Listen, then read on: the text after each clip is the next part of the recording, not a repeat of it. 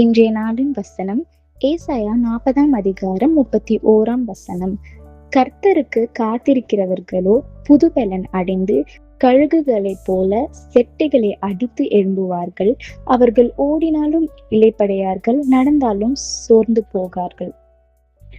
நம்ம இந்த உலகத்துல பண்ணிட்டு இருக்கிற பாவங்களோ அக்கிரமங்களையோ நம்ம ஆண்டவர் இடத்துல அறிக்கையிட்டு திரும்பவும் ஆண்டவருடைய பிள்ளையா எழும்பி நம்ம ஆண்டவருக்கென்று காத்து கொண்டிருக்கிற கழுகுகளை போல நமக்கு ஒரு புது பலனை ஆண்டவர் கொடுப்பார்.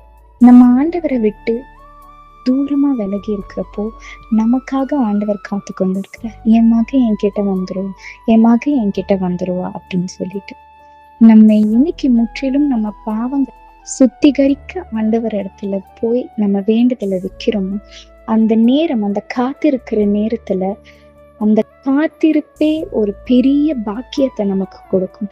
அந்த நேரத்துல ஆண்டவர் நமக்கு புது பலனை கொடுக்கும். அந்த டைம் நமக்கு என்ன போராட்டம் வந்தாலும், எவ்வளவு சோர்ந்து போகும், நமக்கு ஆண்டவர் அந்த இடத்துல பலத்தை கொடுத்துட்டே இருப்பார். கர்த்தருக்கு காத்திருப்பவர்கள் பாக்கியவான்கள் என்று நம்ம வேதத்துல எழுதப்பட்டிருக்கிறது. கர்த்தருக்கென்று காத்திருந்து அவருடைய ஆட்டுக்குட்டிகளை அவர் அண்டையில சேருவோமா? Amen. God bless you all.